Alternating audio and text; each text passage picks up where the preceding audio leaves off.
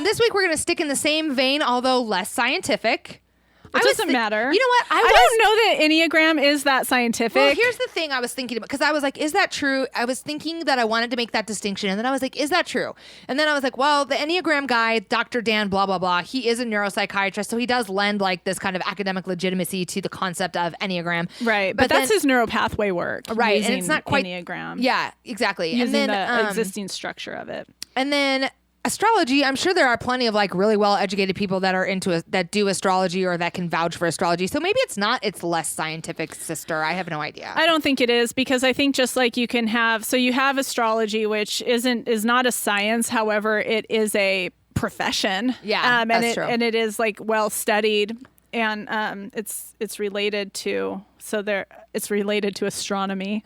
Let's draw a distinction there, which is a science, but they are related. But you can have, like a random psychic talking about astrology, but you could also have a psychiatrist who studies neural pathways talking about talking about astrology. So I think it is actually similar to Enneagram.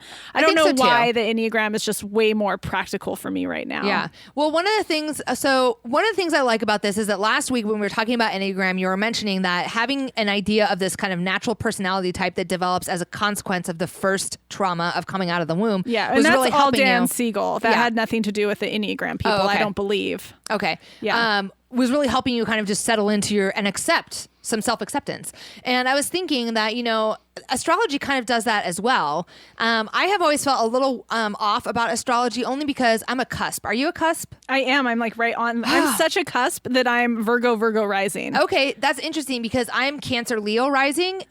But in some astrological calendars, because I'm July 22nd, in some astrological calendars, I'm a Leo. So I've always felt a little strange about being able to kind of pick and choose, or feeling like I can pick and choose, what's Cancer horoscope, what's Leo horoscope, I'll just pick whichever one I like better. So it has never really served that same purpose that Enneagram does, of being like, well, these are some of my natural qualities, and this might explain or help in a way of acceptance around like who I am or what my personality is like, right? Mm-hmm. Because I've always felt like, well, sometimes I'm a Cancer, sometimes I'm a Leo, I get to do either one or whatever.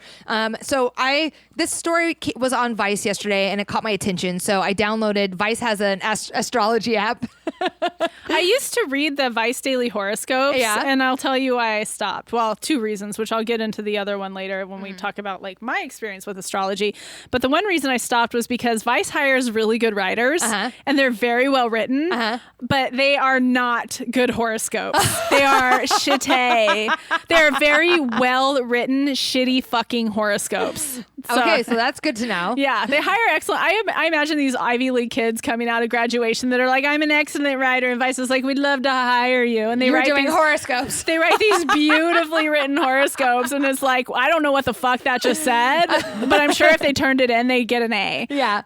So it's not very practical. So it's like very eloquent, if not not practical. Right. Well, one of the things that caught my eye about this Vice article is that, so as far as astrology is concerned, everyone knows about like Mercury being in retrograde and like, then watch out, and then everyone's fucked up. And everyone knows about their sun sign, which is what you and I were talking about, your main sign when you're like, where do I go on the astrological calendar? Right. Like my birthday tells me what my sun sign is. Yes, exactly. Yeah. But Vice was saying that your rising sign is the one that matters. Your rising sign is what determines the house that you're in.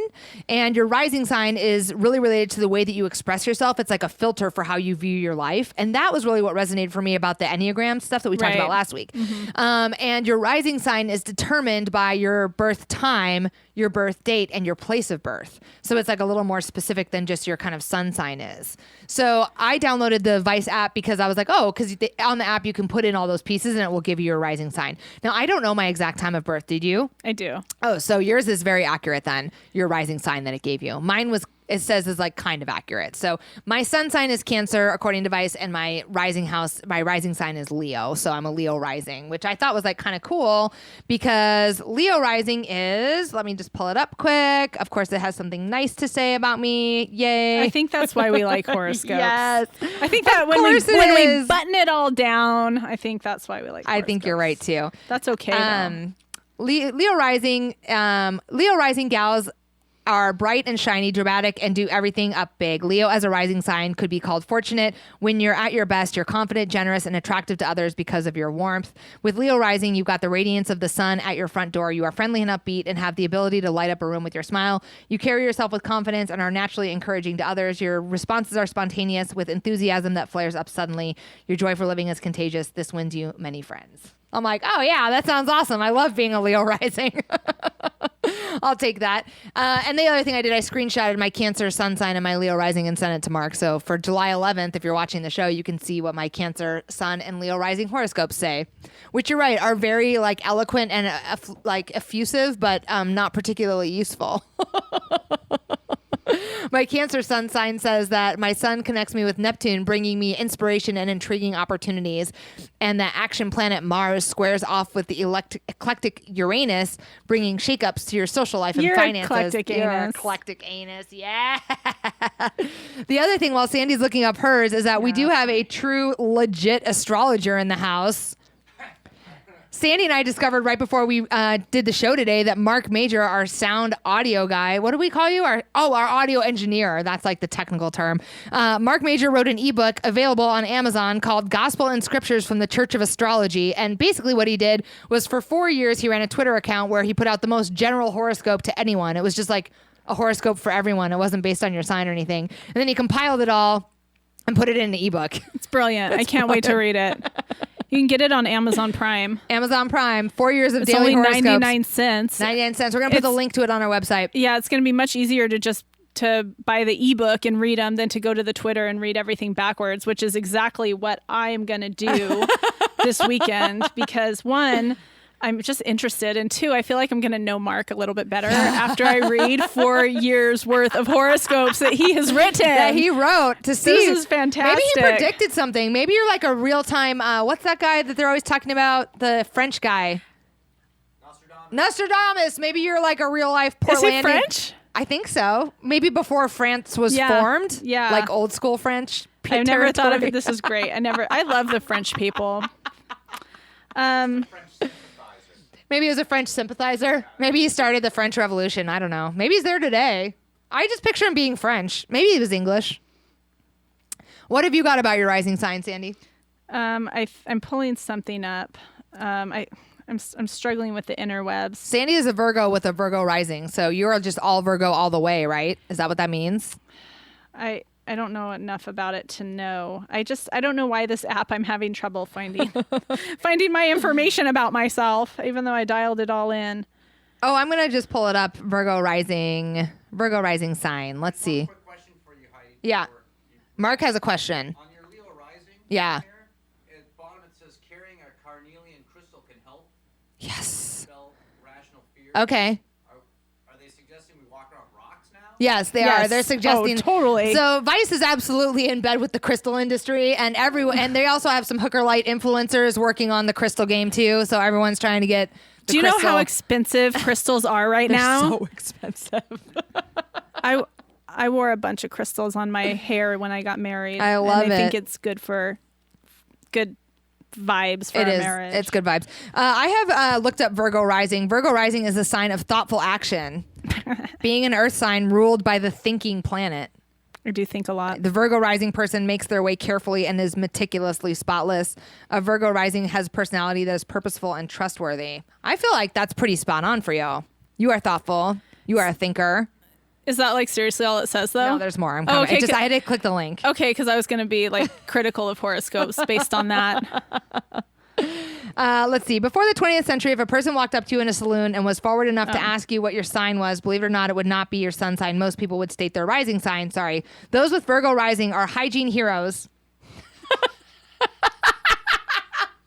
Title of this episode. Hygiene heroes. Usually very trustworthy and sometimes with an annoying type A tendency. Virgo rising is the sign of thoughtful action, being the earth sign ruled by the thinking planet Mercury. A Virgo rising has a personality that's purposeful and trustful. People with Virgo ascendants are sensitive to any discomfort or other signals their body gives them. You tend to be matter of fact and sometimes can come off as cold to new people. You like to stay productive and you make the most of your day. You are always looking for ways to improve yourself, especially your health. You like to focus on fixing things, which can sometimes make you seem negative. You may struggle with insecurity and self-criticism and do not fall into the trap of constantly flogging yourself for this or that. Okay. I guess I can relate to some of that, but this is what I experienced with horoscopes. Yes. Let's break it down. They seem to be rather general. They definitely are. So, like, I feel like I can read anybody's horoscope and relate to anyone's horoscope. It's true. You know what I mean? It's true. Yeah. One of the things that was nice about the Enneagram is that there were very clearly differentiated categories. It's almost like the person who developed the Enneagram strategy was like, okay, we're doing discrete categories. You're going to fit in one mostly and then like have a little bit of others. But like astrologers didn't think about that. Yeah. Or horoscope people don't consider that. You know what I mean? Yeah. I have a feeling that there are like astrologers who are like very, very true to their art and their craft and like would be screaming in their seats listening to us right now because they know how it's done. That's but a because good point. of the popularization and that there is just horoscopes Sandy, you are everywhere. Goddamn genius. Like I think that you do get like just all this like garbage out, kind of watered down like for the purpose of the writing, for the purpose of getting the clicks, right? You know, and all it's that like stuff. I think about like the town I grew up in Iowa was the Quad Cities, right? It's like a small town, and every day the Quad City Times in the newspaper had like a horoscope. So it's like you have to think about like the quantity of horoscopes that have to get churned out for like, and I'm sure it was like from the AP or whatever, but like because of the quantity, the quality might be very low. So I think what I'm hearing you say is like if you were to find like a high quality astrologer and get like your actual chart done with your sun sign and your rising sign, you would probably get something that was more direct and resonant with exactly who you were. I think so. I agree. I'm 100% on board with that. I can't believe I didn't think about that. God, I learn something new every week. Cynicism helps. So I just want to talk really briefly about like now that I'm a 42-year-old woman and my experience with astrology in my life, like because I came up with a mom who was into astrology, like not like super into it, but reading horoscopes. Like every time we got like a magazine, it'd immediately flip to the back, read the horoscope, and she'll still like text me horoscopes and like you know like when stuff relates to what's going on in my life. Yeah. And so it's always been a part of my life. Psychics have kind of always been a part of my life, but not a big part of my life, you know? And so I've always been into it. Well, and we have a psychic that we love. Yeah. So like what I found is in times of uncertainty, I turn to horoscopes more, especially times of uncertainty in romance. I have only ever read daily horoscopes when I've been single and looking. Wow. And I like that. on the regular and checking the compatibility and could this one be the one? And I want to know what your sign is. And it was always in times of uncertainty and always in times of fear, but it always seemed like fun to me. Yeah. Like it was never like this desperate, so serious like or desperate reading. Like, oh my God, I'm not going to find him horoscope today. says I'll be single forever. Yeah. It was always fun. Yeah.